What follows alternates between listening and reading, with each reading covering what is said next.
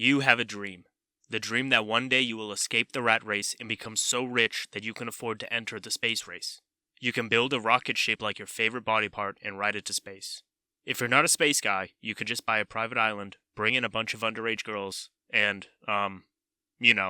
give them scholarships.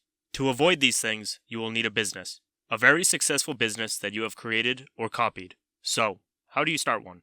Kill your dreams. Starting a business starts with killing your dreams. I'm talking of silly dreams like ending world hunger, achieving world peace, or getting laid. It's impossible to make money from that stuff. The money is in selling burgers to already fat Americans, selling weapons of war, and getting teenagers addicted to pornography. Once they're hooked, you can sell them OnlyFans subscriptions they can buy with their mom's credit card and ads about hot single mothers that are only 3.2 miles away. And don't worry about people hating you for ruining the world. You can still show them that you are a good person. Just donate 1% of your profits to my charity.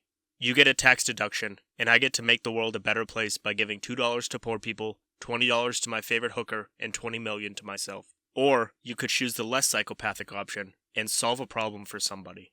Every successful business that has ever existed solves a problem for somebody. Restaurants solve the problem of hunger by selling you food, hospitals solve the problem of sickness by treating you, and banks solve the problem of having money by taking away all your money and then charging you more money whenever you want to access your own money. So, if you want to be rich, start a bank. But if you are one of those silly people who decided to be born poor, you can still get rich by solving a problem.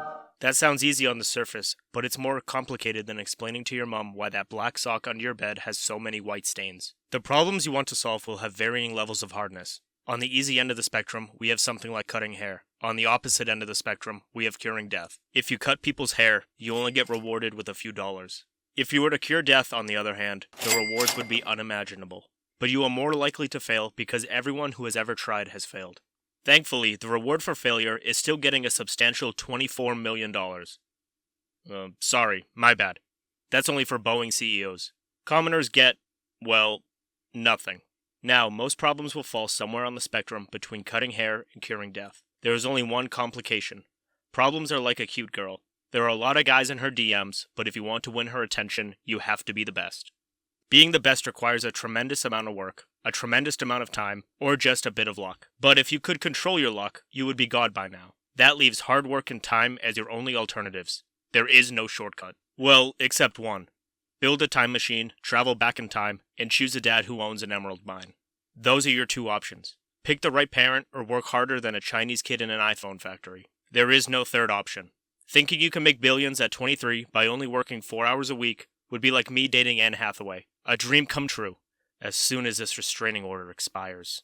Working hard enough over a long enough time frame will give you 3 things: experience, confidence, and a caffeine addiction. You can turn your caffeine addiction into an entire personality, but experience is what you really need.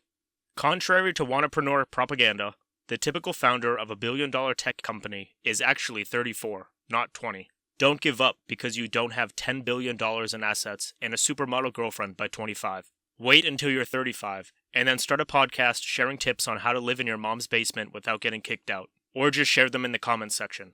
A friend needs them, urgently. The successful 20-year-old founder is like a Warhammer player who has lost his virginity. Extremely rare. For every Zuckerberg, there are 10,000 failure bergs who built an app that their own mother refuses to use. Even YouTubers and TikTokers need experience. Being a shameless attention whore is a skill like any other. The more you practice, the better you become. It's the same with technology. Kids aren't better at tech because they're smarter. They're just spending more time on their iPhones doing, studying. I remember my mom freaking out because her screen had suddenly gone black. She thought she was being attacked by hackers. When I investigated the issue, I discovered the source of the hack. She had accidentally activated dark mode. Thinking about that incident makes me feel like a super genius. Until I realized I am the one living in her basement. So don't drink all that wannapreneur Kool-Aid and start a business with zero experience just because a meme said you should. Start a business with zero experience because your dad has too much money and somebody needs to waste it. If you don't have daddy's monies to waste, go get a job in the relevant industry and learn as much as possible. Don't try to disrupt virginity with the blockchain before you visit a brothel, learn the business model, and give half your paycheck to charity because destiny is serving another customer. This is why the most successful startup founders are in their 30s and 40s. They know their stuff because they have experience. The guys who succeeded at 20 usually gain their experience even earlier in life by sacrificing their childhoods, their friends, and probably their souls. Take Mark Zuckerberg, for example. He started coding at the age of 10. By the time he was 12, his father had hired a professional software developer to tutor him. Those lessons paid off when Zuck started Facebook so he could finally make some friends. But he discovered that he could make billions of dollars selling everybody's data and just buy himself any friends he needed.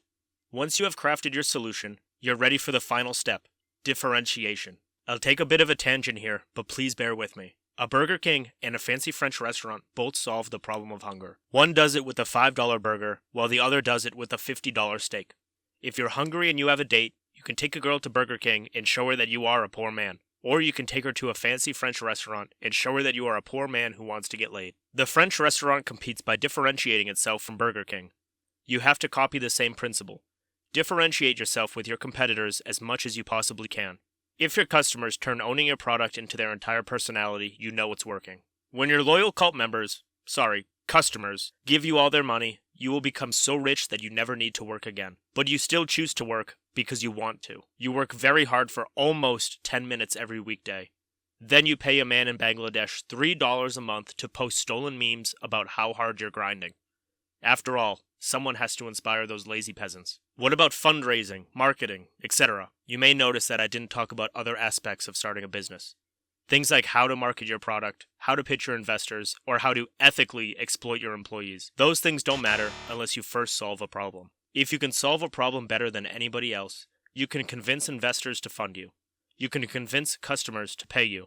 And you can convince your employees that a ping pong table is better than a raise. And once you hit the height of business success, you finally come to the best part, getting hated by the peasants because you're too rich. But Bill Gates tells me you can avoid this by just bribing the peasants. Sorry, it's spelled donating to charity and making a big deal about it.